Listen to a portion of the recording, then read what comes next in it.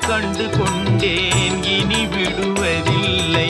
முருகா உன் குணம் தன்னை அறிந்து கொண்டேன், உன் முத்தான தத்துவமே புரிந்து கொண்டேன்.